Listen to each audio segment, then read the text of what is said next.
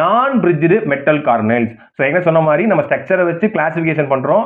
அதுல யார் டெர்மினல் கார்பனைல்ஸ், யார் வந்து பிரிட்ஜ்டு கார்பனைல்ஸ் அப்படின்னு பார்த்திருக்கோம். ஸோ அதை பொறுத்து அது புரிஞ்சா தான் இது புரியும். கவனிங்க, நான் பிரிட்ஜ்டு மெட்டல் கார்பனைல்ஸ் அப்படின்னா என்ன இருக்காது? மெட்டலையும் இணைக்கக்கூடிய அந்த கார்பனைல் இருக்காது. பார்க்கலாமா வாங்க. So metal carbonyls do not contain any bridging carbonyl ligands. இப்ப தான் சொன்னேன். ஸோ மெட்டல் கார்பனைல்ஸ் இந்த வகையான மெட்டல் கார்பனைல்ஸ்ல எந்த ஒரு பிரிட்ஜிங் கார்பனைல் லிகாண்டும் இருக்காது. ஸோ அப்படி பார்த்தோம்னா அது ரெண்டு விதமா பிரியுது. ஒன்று வந்து contain only terminal carbonyls. ஒன்று வந்து என்னன்னா டெர்மினல் கார்பனைல்ஸ் மட்டும் இருக்கலாம். பாருங்க, நிக்கல் CO4 டைம்ஸ். இதுல எல்லாமே இந்த 4 பேருமே யார் அப்படின்னா டெர்மினல் கார்பனைல்ஸ் தான். ஏன் அப்படின்னா இந்த ஒரு கார்பனைல் ஒரே ஒரு மெட்டலோட தான் பாண்ட் ஆயிருக்கு. அதனால இந்த டெர்மினல் கார்பனைல்ஸ் அப்படின்னு சொல்லுவாங்க. ஸோ ஃபியூ எக்ஸாம்பிள்ஸ் எழுதிருக்கேன். அதே மாதிரி FeCO5 டைம்ஸ், CrCO6 டைம்ஸ். போன வாரம் பார்த்தோம் பாத்தீங்களா?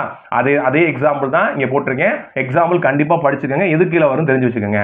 சரி, ஒன்லி டெர்மினல் கார்பனைல்ஸ் மட்டும் இருக்கலாம். அப்ப இன்னொன்று வந்து என்ன சார் அப்படின்னா contain terminal carbonyls as well as metal bonds. இப்பதான் சொன்னேன், ஒன்னு டெர்மினல் இருக்கலாம், இல்ல ரெண்டு கலந்துமே இருக்கலாம் அப்படின்னா. சோ பாருங்க, இங்க என்ன இருக்கு அப்படின்னா Mn2CO10 டைம்ஸ் இருக்கு. சோ அதான் எக்ஸாம்பிள் சால்வ் கொடுத்திருக்கேன். இங்க வந்து பாத்தீங்க அப்படின்னா இந்த டெர்மினல் கார்பனைல்ஸ் இருக்கு, ரைட்டா? அது மட்டும் இல்லாம அதோட சேர்த்து என்ன இருக்கு அப்படின்னா மெட்டல் பாண்ட் பிரசன்ட் ஆயிருக்கு. சொல்ற விஷயம் புரியுதா? இந்த 3 எக்ஸாம்பிள் நீங்க படிச்சுக்கங்க. ஒன்வல்ல கேட்பாங்க.